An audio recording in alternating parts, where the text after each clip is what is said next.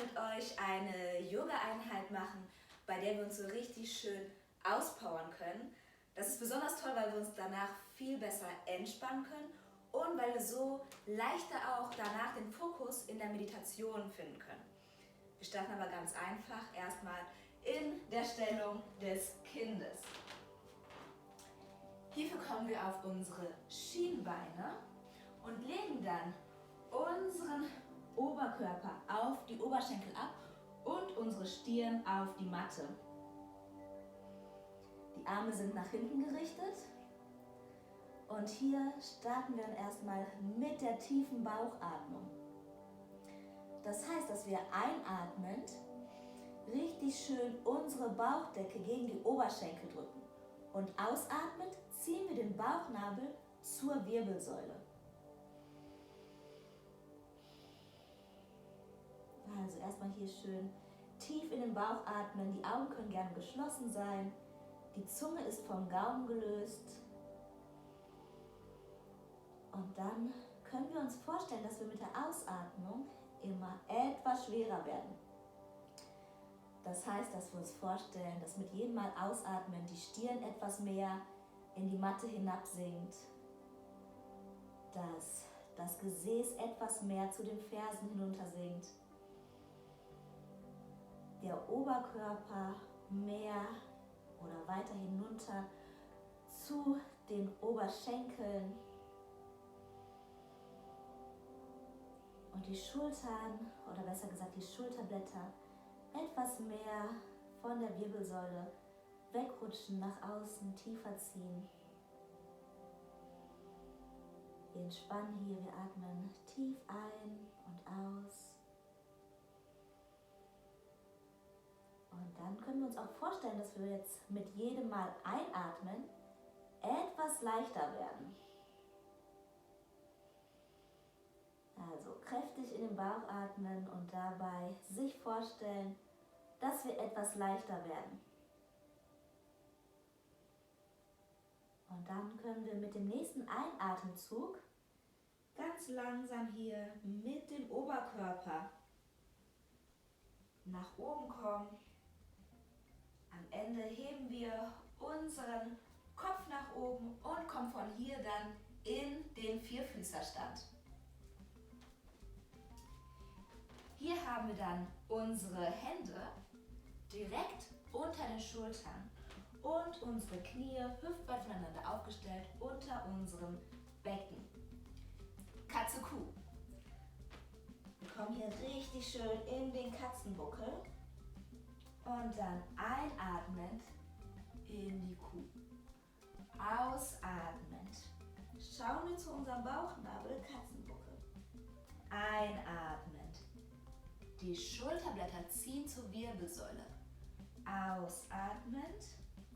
Die Schulterblätter gehen von der Wirbelsäule weg. Richtig schön tief hier, weiterhin in den Bauch atmen. Ausatmen, ziehen wir hier den Rücken richtig schön zur Decke. Einatmen, ziehen wir den Bauch oder den Bauchnabel zur Matte hinunter. Tief ein- und ausatmen, wirklich schön geschmeidig hier die Wirbelsäule flexibel machen, das Ganze im eigenen Atemrhythmus. Und dann stellen wir hier die Zehen auf, machen erstmal so weiter Katze-Kuh und dann gleich, wenn wir ausatmen und hier in die Katze kommen, lösen wir die Knie von der Matte. Einatmen, wieder in die Kuh, ausatmend, Knie von der Matte lösen. Einatmen, Kuh, ausatmen, noch einmal hier richtig schön die Knie lösen, den Bauch schön festmachen, den Bauch aktivieren. Tief in den Bauch, ein- und ausatmen.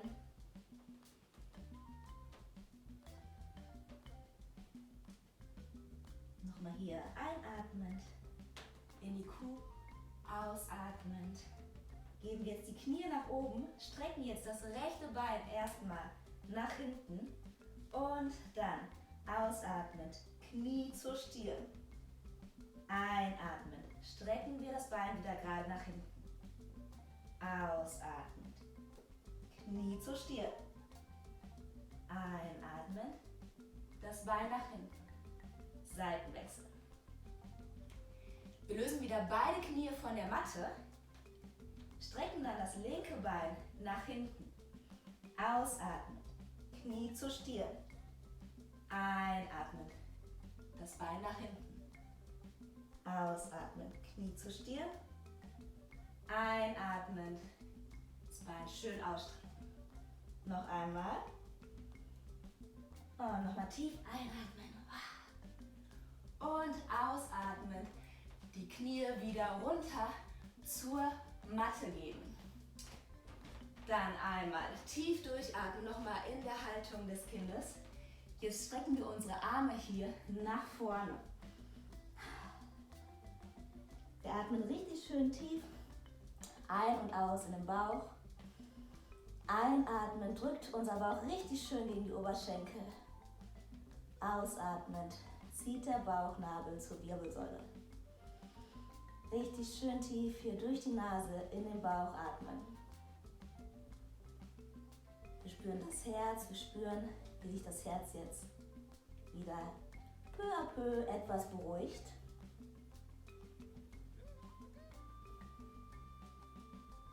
Und dann kommen wir nochmal hier in den Vierfüßerstand. Ausatmen, geben wir dann unser Gesäß nach hinten und kommen hier in den herabschauenden Hund. Hier achten wir darauf, dass wir wirklich versuchen, eine schöne Linie von den Handgelenken über die Schultern, über die Wirbelsäule bis zum Gesäß zu bilden. Die Beine können hier noch angewinkelt sein und die Fersen auch noch von der Matte gelöst. Also das Wichtigste ist erstmal, dass wir hier diese Linie bilden. Die Finger sind schön aufgefächert, der Mittelfinger zeigt nach vorne, die Schultern sind verstraubt, das heißt, dass die Ellbogen nach vorne gerichtet sind. Wir atmen hier richtig schön tief ein und aus in den Bauch.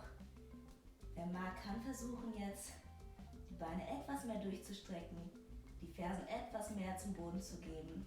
Der Kopf hängt ganz locker, wir können einmal nicken, einmal den Kopf schütteln. Unser Bauchnabel ist nach oben und zur Wirbelsäule gezogen. Und dann fangen wir an, hier auf die Zehenspitzen zu kommen und wieder runter zu gehen. Richtig schön hier hoch auf die Zehenspitzen und wieder runter. Das machen wir dann auch ein paar Mal. Schön tief ein- und ausatmen hierbei. Hier richtig schön hoch auf die Zehenspitzen. Wieder runter. Nochmal nach oben. Wieder nach unten. Und dann ganz geschmeidig, ganz sanft nach vorne zu den Händen. Hier kommen wir dann einmal in die volle Vorbeuge. Das heißt, wir lassen erstmal die Beine so gestreckt, wie es geht. Und lassen den Kopf ganz locker hängen. Wir lassen die Arme locker hinunterhängen. Und den Oberkörper hängen hier erstmal aus. Wir atmen tief ein und aus in den Bauch. Und dann einatmend, halbe Vorbeuge. Das heißt, dass die Handinnenflächen sich anschauen und der Rücken richtig schön gerade ist. Also wir machen hier wirklich eine schöne Linie von den Schultern über die Wirbelsäule bis zur Hüfte. Die Schulterblätter ziehen zur Wirbelsäule hin und vom Gefühl ist es etwas so, als ob wir so ein bisschen den Po herausstrecken wollen.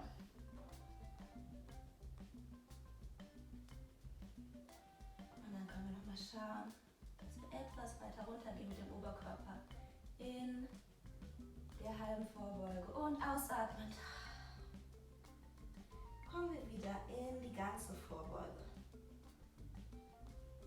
Tief ein- und ausatmen, tief in den Bauch atmen und dann einatmend kommen wir hier mit den Armen nach oben in den Stuhl.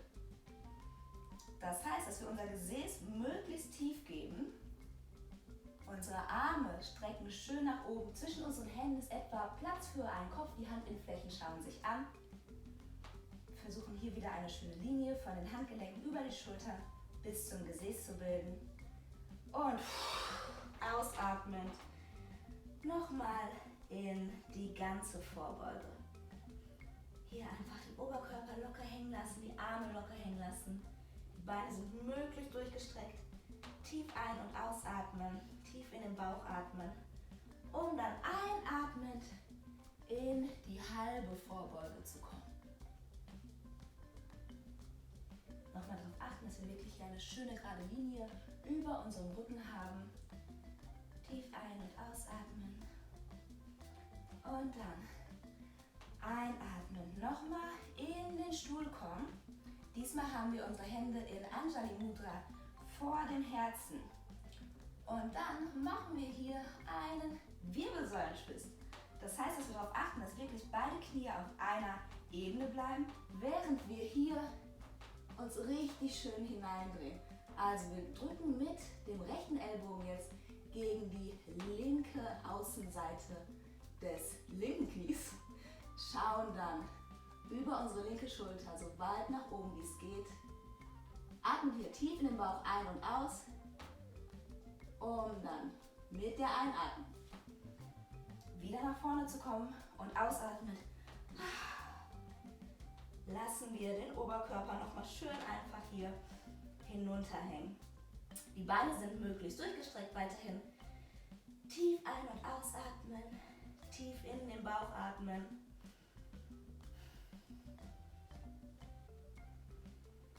Um dann das Ganze nochmal zur anderen Seite zu machen. Also wir bringen wieder unser Gesäß tief, die Hände in Anjali Mudra vors Herz und dann ausatmend drehen wir uns hier nach rechts mit dem Oberkörper. Das linke und das rechte Knie sind wieder auf einer Ebene. Der linke Ellbogen drückt hier rechts gegen das rechte Knie und der Blick geht über die rechte Schulter nach oben. Tief ein- und ausatmen, tief in den Bauch atmen und dann einatmen wieder in die Mitte und ausatmend in die Vorbeuge. Kopf hängt wieder locker runter, der Oberkörper hängt locker hinunter, tief ein- und ausatmen, tief in den Bauch atmen, einatmen, halbe Vorbeuge. Richtig schön tief hier in den Bauch, ein- und ausatmen.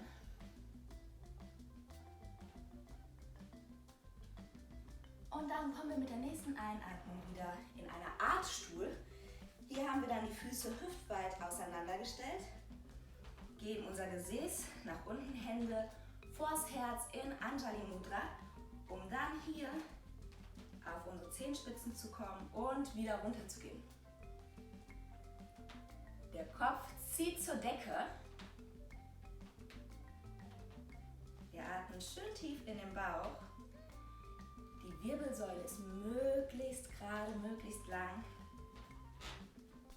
Und wir kommen hier immer wieder hoch und gehen wieder auf die ganze Fußfläche hinunter. Tief ein- und ausatmen, tief in den Bauch atmen.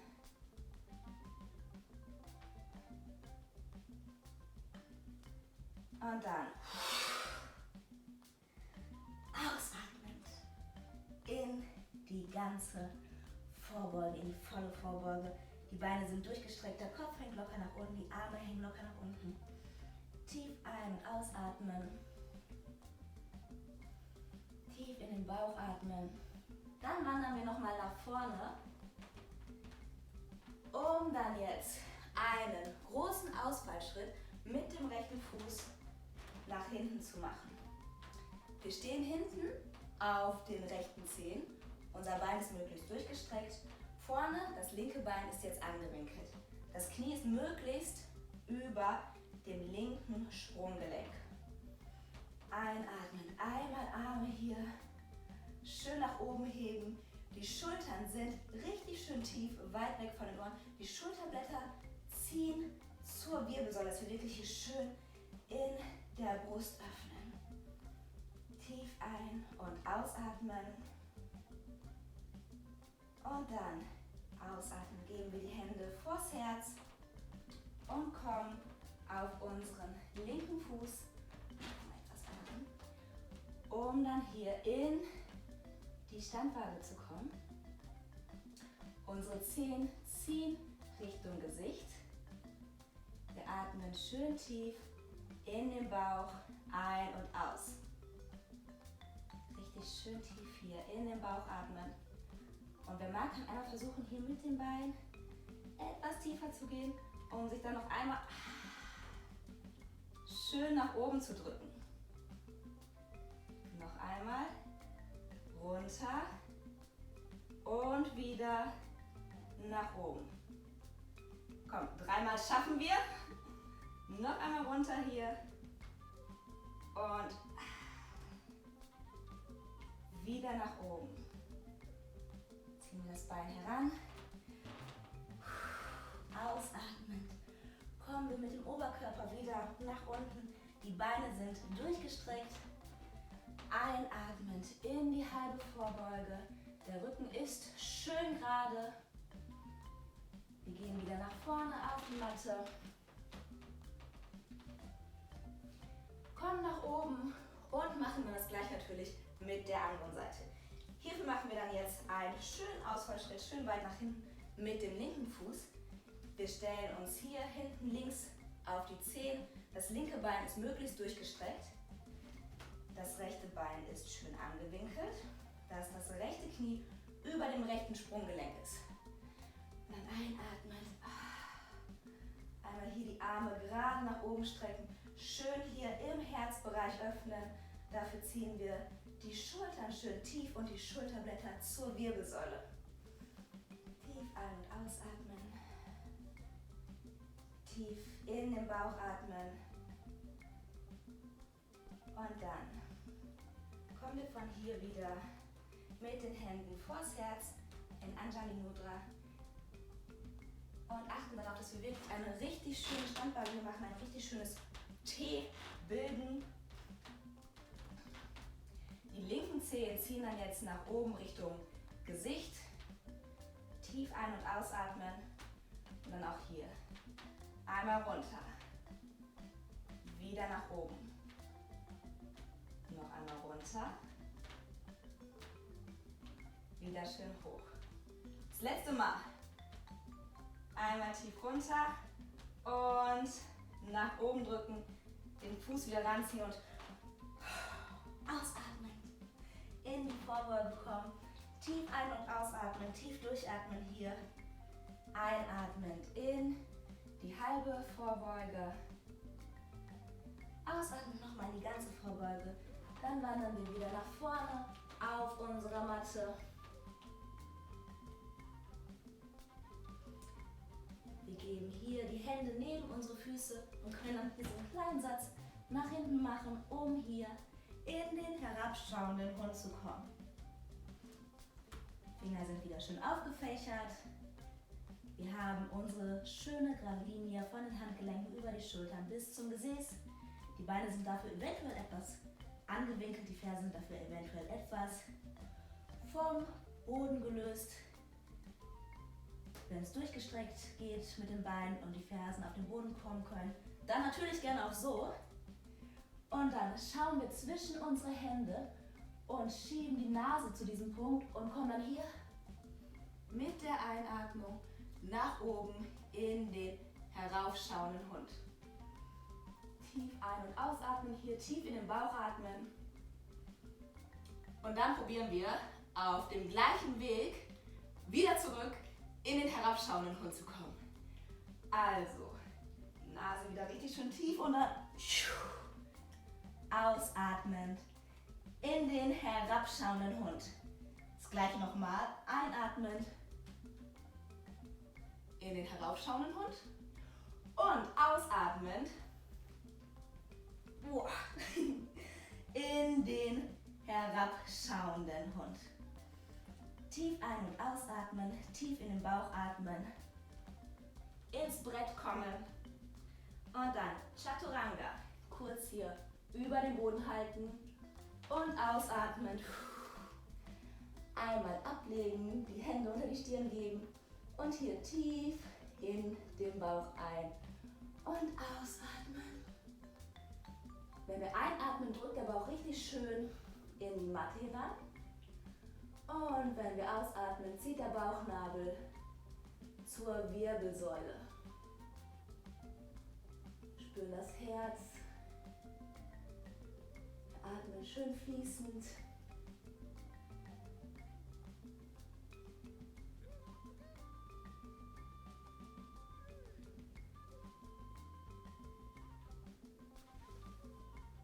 Dann schieben wir uns hier einmal nach hinten. Atmen tief in den Bauch ein und aus. Wir atmen schön tief durch.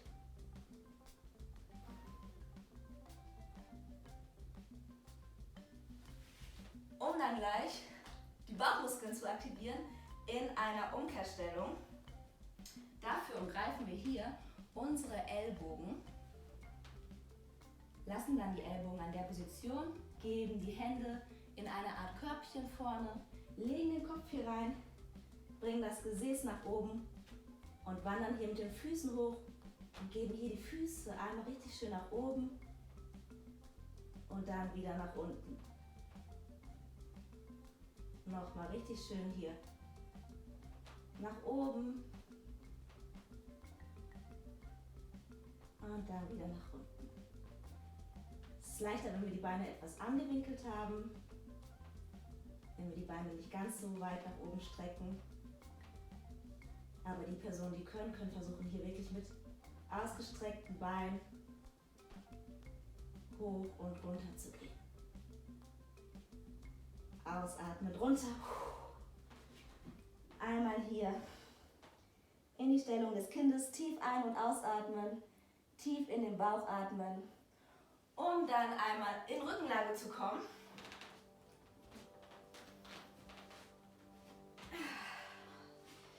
Nochmal hier schön das Herz spüren, die Hände dann zu den Seiten geben. Die Hände sind mit den Handinnenflächen nach unten gerichtet, auf Höhe der Schultern. Wir machen dann so einen kleinen Satz mit der Hüfte nach rechts. Strecken das linke Bein wieder aus. Das rechte Bein oder der rechte Fuß ist auf der Höhe des linken Knies. Wir drücken beide Schulterblätter richtig schön tief in die Matte und geben dann unser rechtes Bein über das linke, soweit es geht. Und der Blick geht dann über die rechte Schulter. Das Krokodil. Atmen hier schön tief ein und aus. Atmen hier richtig schön in den Twist hinein.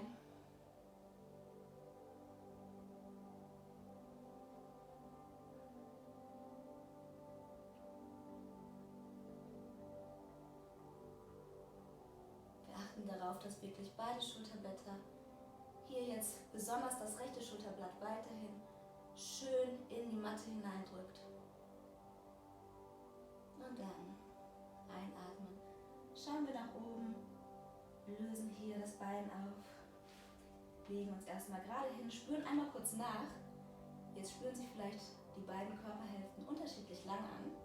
Und damit sie wieder sich gleichmäßig und symmetrisch anfühlen, machen wir es gleich natürlich nochmal zur anderen Seite.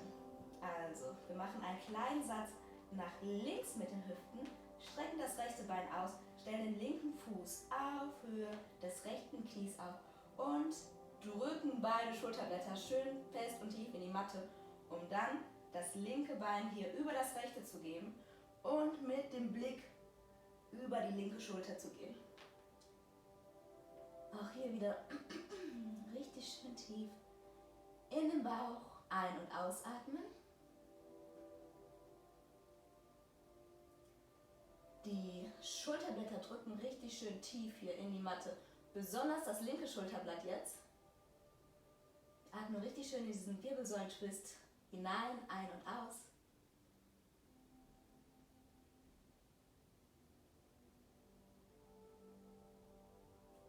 Und dann einatmend geben wir unseren Blick nach oben und lösen die Beine auf.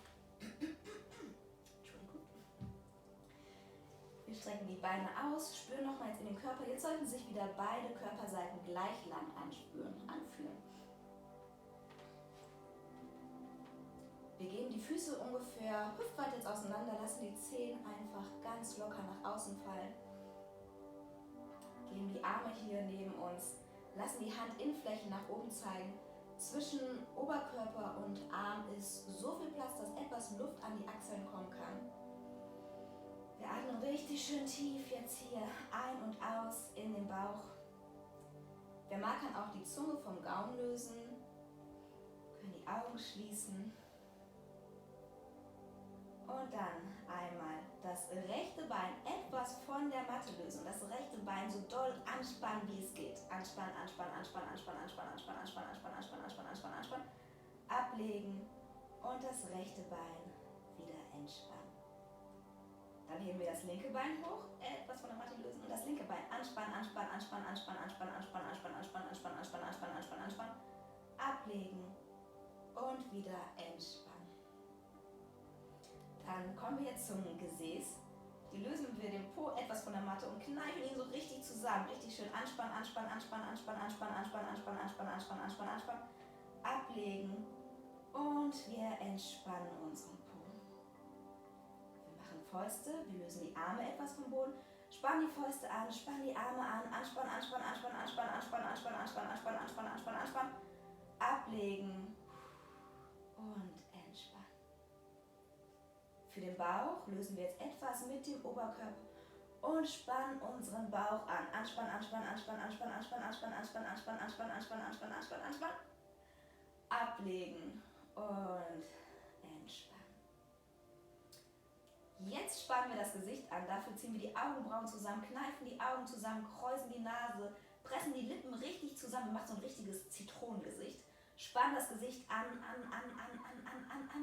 Und dann lassen es ganz groß werden, wie bei einem Staum, und strecken einmal die Zunge nach oben zur Decke. Und dann entspannen wir wieder das Gesicht. Wir atmen noch ein paar Mal schön tief in den Bauch ein und aus. Spüren nochmal hier in unseren Körper hinein.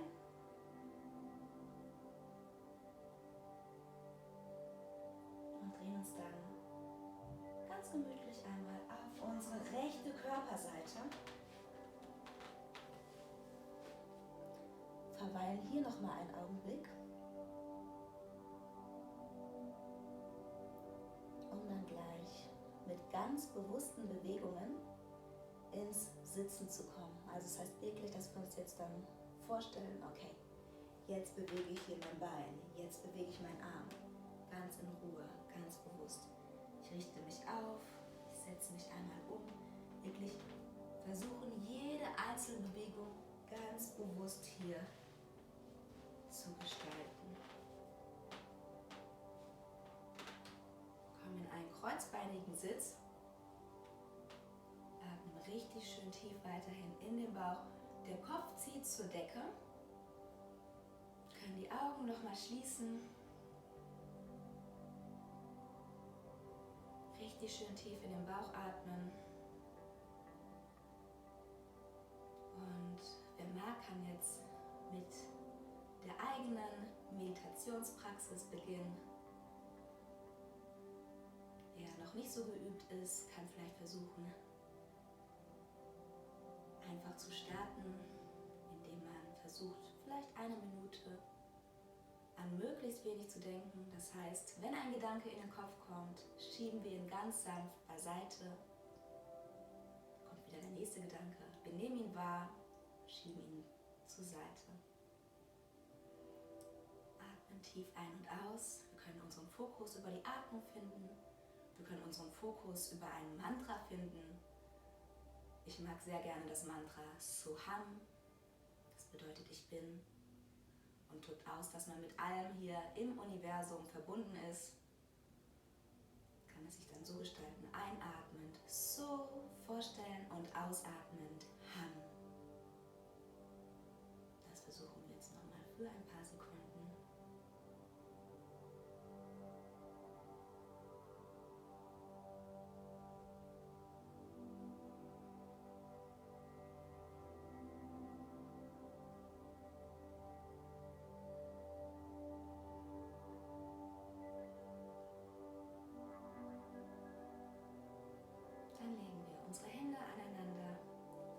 an, die Hände ganz schnell aneinander zu reiben. Und wenn die Hände dann richtig schön warm sind, legen wir sie auf unsere Augen. Genießen die Wärme, genießen hier nochmal die kleine Pause. Wir atmen ein und aus. Genießen hier die Ruhe und die Pause. Und lassen dann ausatmen, die Hände hinuntersinken. Und einatmend können wir unsere Augen wieder öffnen. Und das war unsere gemeinsame Yoga-Einheit für heute. Ich hoffe, ihr fühlt euch entspannt, etwas ausgepowert. Jetzt wäre der optimale Zeitpunkt, um noch etwas weiter zu meditieren, wenn ihr möchtet. Und was ich euch noch ans Herz legen wollte, schaut doch regelmäßig mal vorbei. Dort gibt es immer wieder neue, tolle Inspirationen zu Yoga und natürlicher Lebensart und Weise. Bis dann, ciao!